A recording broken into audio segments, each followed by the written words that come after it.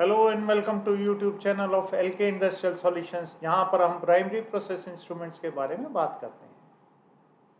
यदि आपने इस चैनल को अभी तक सब्सक्राइब नहीं किया है तो जल्दी से इस चैनल को सब्सक्राइब करके बेल आइकन दबाना ना भूलिएगा ताकि आने वाले वीडियोस की नोटिफिकेशन आपको टाइमली मिल सके। नमस्कार, मेरा नाम राजीव वासुदेवा है और आज के इस वीडियो में जो टॉपिक हम कवर करने वाले हैं वो है एक्यूरेसी, रिपीटेबिलिटी और हिस्टेरेसिस के बारे में। सबसे पहले हम जानते हैं कि एक्यूरेसी होता क्या है। किसी भी एक इंस्ट्रूमेंट की एक्यूरेसी उसकी ट्रू वैल्यू, मतलब वो वैल्यू जो एक्चुअल प्रोसेस की वैल्यू है और जो रीडिंग इंस्ट्रूमेंट ने ली है उसके बीच का difference in terms of percentage of full scale span, ये एक्यूरेसी कहलाती है। अभी कुछ बातें एक्यूरेसी के बारे में और जानते हैं। मैकेनिकल प्रेशर गेजेस में जो एक्यूरेसी है वो डिफाइन की जाती है या तो फुल स्केल रेंज में या फुल स्केल डिफ्लेक्शन में। एक्यूरेसी ऑफ प्रेशर जो हम मेज़र करते हैं वो एट 23 डिग्री सेंटीग्रेड टेम्परेचर पे, और प्रेशर जो है वो 1 kg पर सेंटीमीटर स्क्वायर हो या 1.013 बार हो या बैरोमेट्रिक प्रेशर जिसे 29.92 इंचेस ऑफ वॉट HG कहते हैं, ये या साधारण भाषा में कहें तो 30 इंच HG जिसे कहते हैं, उस पे मेज़र की जाती है। अगर इनमें कुछ भी चेंजेस रहते हैं टेम्परेचर में या प्रेशर में तो जो एक्यूरेसी है वो अफेक्टेड हो सकती है, जो रीडिंग्स हैं वो चेंज हो सकती है। हमारे जो मोस्ट कॉमनली यूज्ड स्टैंडर्ड्स हैं EN 837 या ASME B 40.100, उसके हिसाब से जो एक्यूरेसी की रेंज मेंशन की हुई है वो 0.25% FSD है या 0.5% FSD है, 1% FSD है, 1.6% FSD है, 2% FSD है और 2.5% FSD, इस तरह से वो मेंशन की हुई है। जो हमारा रेंज सिलेक्शन का एक वीडियो हमने ऑलरेडी रिलीज़ किया हुआ है, उसके अंदर जो डिफरेंस बिटवीन ASME स्टैंडर्ड और EN स्टैंडर्ड में एक्यूरेसी में क्या है वो हमने मेंशन किया हुआ है। जनरल गाइडलाइंस एक्यूरेसी के लिए कुछ स्टैंडर्ड्स में दी हुई हैं। हमारे टेस्ट प्रेशर गेजेस और स्टैंडर्ड प्रेशर गेजेस के लिए जो एक्यूरेसी मेंशन की गई है वो ±0.25% मेंशन की गई है। ऐसे ही क्रिटिकल प्रोसेस के लिए जो एक्यूरेसी मेंशन की गई है, सजेस्ट की गई है, वो है 0.5%। जनरल इंडस्ट्रियल प्रोसेसेस के लिए जो एक्यूरेसी मेंशन की गई है वो है ±1%। लो रेंज के जो प्रेशर गेजेस हैं और जो आपका लेस क्रिटिकल इंस्ट्रूमेंट्स हैं उसके लिए जो एक्यूरेसी मेंशन की गई है वो 1.6% या 2% इस तरह से मेंशन की गई है। अभी कुछ जो चीज़ें हमें ध्यान रखनी चाहिए उनके बारे में बात करते हैं। एक्यूरेसी जो है वो हमारे जो इंस्ट्रूमेंट हम यूज़ कर रहे हैं उसके डायल के ऊपर प्रिंटेड होनी चाहिए, ऐसा स्टैंडर्ड के हिसाब से मेंशन किया गया है। अगर इस केस में देखें तो प्रेशर गेज के डायल के ऊपर जो भी उस गेज की एक्यूरेसी है वो मेंशन होनी चाहिए। जो इंस्ट्रूमेंट का रिजोल्यूशन है जिसे हम लीस्ट काउंट कहते हैं वो इस तरह से रहना चाहिए कि उसके एक्यूरेसी के डिस्प्ले होने में कोई दिक्कत ना आए। अभी हम एक्यूरेसी का एक एग्जांपल लेते हैं।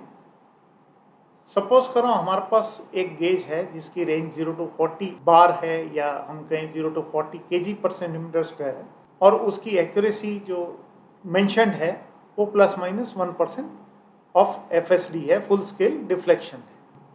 अगर हम 40 का ±1% देखें तो वो 0.4 कैलकुलेट होता है। तो हम ये कह सकते हैं कि अगर हम 0 to 40 के प्रेशर गेज में रीडिंग ले रहे हैं 20 की, तो हमारी जो एक्चुअल रीडिंग अगर 19.6 से 20.4 के बीच में आती है तो हम ये कह सकते हैं कि जो हमारा गेज है वो विद इन एक्यूरेसी लिमिट्स है। अब हम बात करते हैं कि रिपीटेबिलिटी क्या होता है। रिपीटेबिलिटी किसी भी इंस्ट्रूमेंट की उसका successive measurement of same measure और सेम मेजरिंग कंडीशन में जब होता है तो उसको हम रिपीटेबिलिटी कहते हैं।